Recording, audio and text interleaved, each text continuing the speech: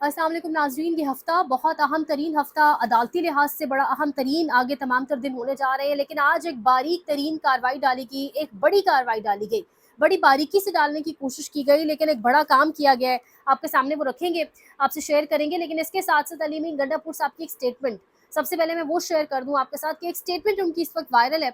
और गंडापुर साहब की एक स्टेटमेंट इस टाइम बहुत मैसिवली आपको दिखाई दे रही है तमाम तर सोशल मीडिया के ऊपर, जगह जगह। और उसमें बाकायदा तौर पर यह कहा गया है, गंडापुर साहब कह रहे हैं, और स्टेटमेंट के बाद बड़ी बेचैनी, बड़ी अजीब सी कैफियत भी है हुकूमती हलकों के अंदर। गंडापुर साहब कह रहे हैं कि एस्टैब्लिशमेंट ने बाकायदा तौर पर मुझसे रब्ता किया, और वो कह रहे हैं कि एस्टैब्लिशमेंट के किसी निचले दर्जे से रब्ता नहीं हुआ।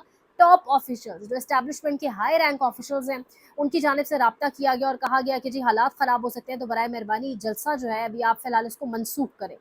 कल अलीमा खान साहिबा ने भी बयान दिया था कि जब जलसा मनसूख कराना होता है तो आप इमरान खान के पैर पड़ जाते हैं। और आज गंडापुर साहब की स्टेटमेंट, यानी क्या कुछ चल रहा है। बात वही है सिद्दीक जान वाली कि अगर हुकूमत जान जाए और पता करवा ले कि गेट नंबर 1 से किसने आजम सवाती को सुबह सुबह खान साहब से मिलवाया, तो शायद हुकूमत समझ जाएगी कि उनकी किस्मत वाकईतन उनसे रूठ चुकी है।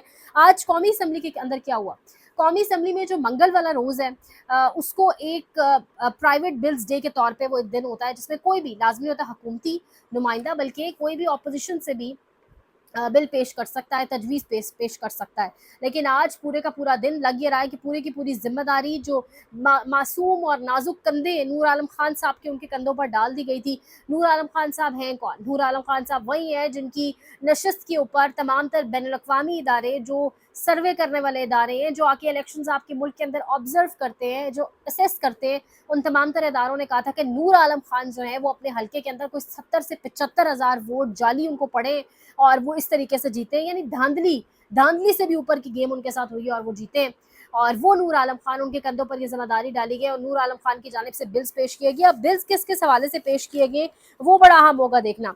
हाई कोर्ट के जजेस का तकर्रुर, उनकी तादाद, तौहीन अदालत का तयन, जिसके साथ साथ सुप्रीम कोर्ट का दायरा इख्तियार, चीफ जस्टिस की तकर्रुरी। अब सवाल ये उठता है कौन सा दायरा इख्तियार और कौन सी चीफ जस्टिस की तकर्रुरी। यानी हमेशा से हम यही पढ़ते हैं आइन और कानून के अंदर, आइन और कानून के मुताबिक जो डॉक्यूमेंटेड है, जो ब्लैक और वाइट है, कि सुप्रीम कोर्ट में जो सीनियर तरीन जज है वही उसी को ही आप लगाएंगे, जो भी सीनियरिटी की बेसिस पे होगा।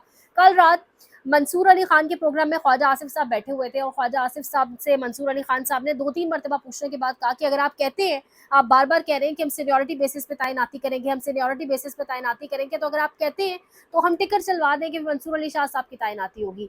जिस पर ख्वाजा आसिफ साहब ने 12 मंसूर अली खान के प्रोग्राम में कहा कि हम किसी सूरत भी काजी साहब को ना एक्सटेंशन दे रहे हैं, ना हम कोई ऐसा अमेंडमेंट लाने जा रहे हैं। लेकिन जब मंसूर अली खान ने कहा कि ठीक है फिर मैं टिकट चलवा देता हूँ, 2 महीने अभी पड़े, टिकट चलवा देते हैं कि मंसूर अली शाह साहब भी अगले चीफ जस्टिस है, क्योंकि ज़ाहिर है सीनियरिटी की बेसिस पे, और आप कह रहे हैं हमने सीनियरिटी की बेसिस पे करना है।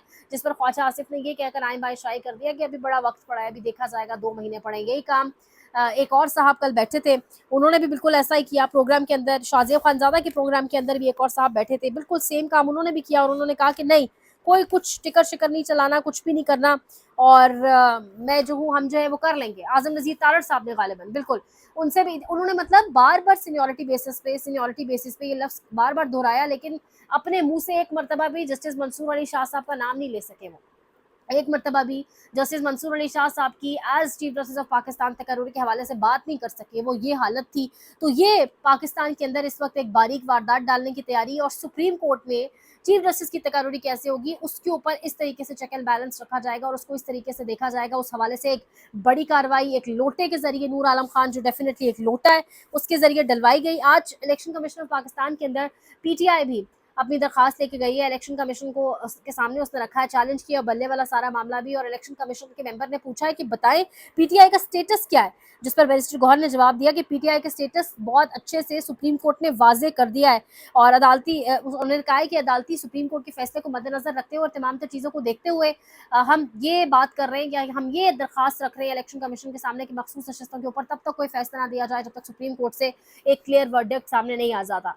तो इलेक्शन कमीशन तो आज पहुंची, ये काम बड़ा पहले पाकिस्तान तहरीक इंसाफ को करना चाहिए था। बहरहाल अदालती इस्लाहात के हवाले से बिल्स, अदालती इस्लाहात के हवाले से बड़ी कार्रवाई आज सुप्रीम कोर्ट ऑफ पाकिस्तान के अंदर डाली गई, एक कोशिश की गई। बाद में अंदाजा ये हुआ कि कोरम ही पूरा नहीं है, और निशानदही फिर जब पीपल्स पार्टी के एक मेंबर ने की तो पता चला कि कोरम पूरा नहीं है, यानी 1.5 करोड़, 2.25 करोड़ जो एक कौमी असम्बली के इजलास पे खर्च होते हैं, बाद में एहसास ये होता है जी कि कोरम पूरा नहीं है। ये हमारी सीरियसनेस है।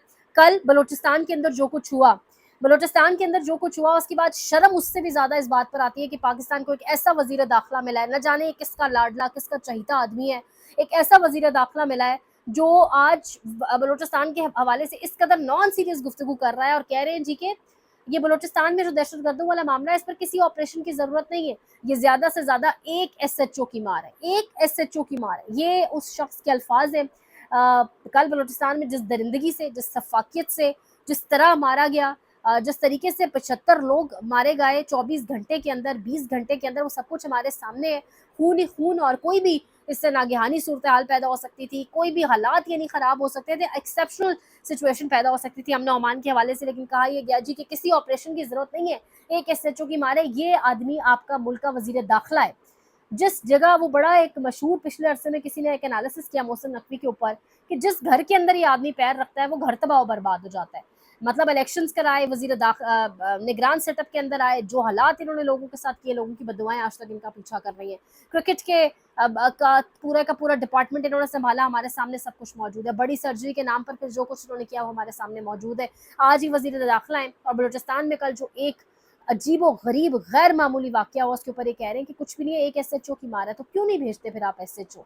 आप तो कच्चे के डाकू नहीं संभाल सके, कच्चे के डाकुओं से आपने अपनी पुलिस मरवा दी, कच्चे के डाकुओं को आप लगाम नहीं डाल सकते, लेकिन आप कह रहे हैं जी एक एसएचओ की मार है और तमाम तर मामलात। ये हालात है पाकिस्तान में और ये सीरियसनेस है, और हुकूमत जो है वो अंदर खाते बहुत एक प्लान कर चुकी है, तैयारी उसकी कर बैठी है।